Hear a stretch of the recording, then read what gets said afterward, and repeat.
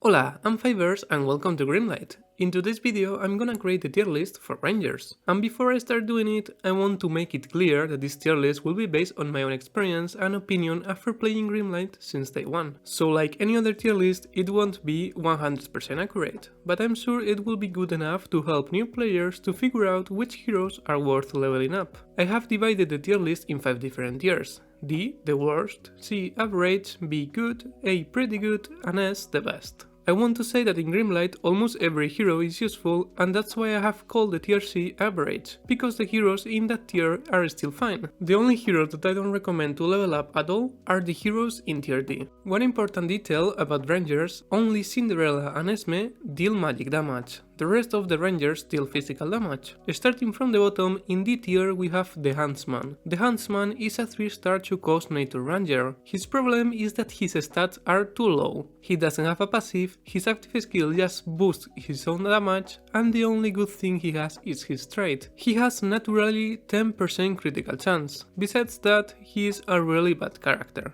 In C tier we have Esme, Robin and Goldilocks. They are fine but not incredible. Esme is a 4-star 3-cost fire ranger. Her attack is fine, but she's really squishy. She works more like a support. Her active ability deals magic damage to 3 different enemies and applies burn to all of them. Her passive grants attack to a random ally. This will be a good effect if it wouldn't be random, because if she boosts our damage dealer it will be great, but if she boosts our guardian we wouldn't notice anything. To finish, her trait gives plus 5% attack to all fire heroes. So yes, it's fine, but could be better. Robin is a 4-star 4-cost nature ranger. She has good stats, but she needs a bit more attack speed. As the famous Robin Hood, she has a passive where she steals from her enemy. In this case, Robin steals 20% of her enemy's attack speed. Then she does damage in a small area around her target, and the enemy that have been robbed take an additional 20% per stack, max 3 stacks. For some reason she has evasion on her trait, and she doesn't need this.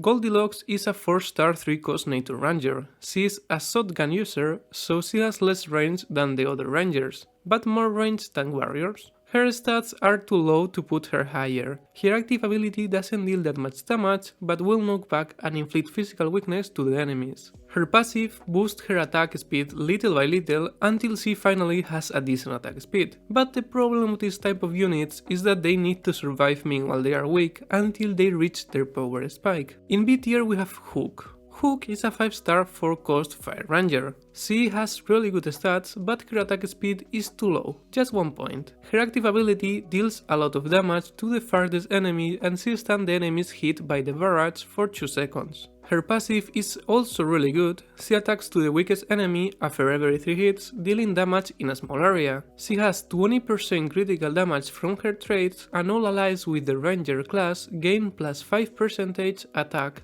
This last trait is not that good, so Hook is actually a hero that can be really good after using a lot of resources on her. I mean, to put her a perfect gear, max extension and so on, but from the start she's just good, not better. In A tier we have Marchhare. She's a really good hero in PvP. Marchhare is a 4-star 4-cost water ranger. The only stat that could be a bit higher is her attack, but I understand that if her attack will be higher she will be OP probably. Her attack speed is 1.5, the highest attack speed among rangers. Her active ability does a good amount of damage in a line and knock back the enemies. Her passive just boosts her own damage and she gains 3% attack for each fielded hero. This solves the problem of her low attack. If you're into PvP, I highly recommend you to try her. Finally, in S tier we have Van Helsing and Cinderella, incredible characters. Van Helsing is a 5-star 4-cost light ranger. He is the newest character of the game and he is so good. Well, as I have already mentioned in my review about him, his 100% accuracy has changed the meta of PvP. He probably has the best stats among rangers, with also 1.5 attack speed as Marchhare.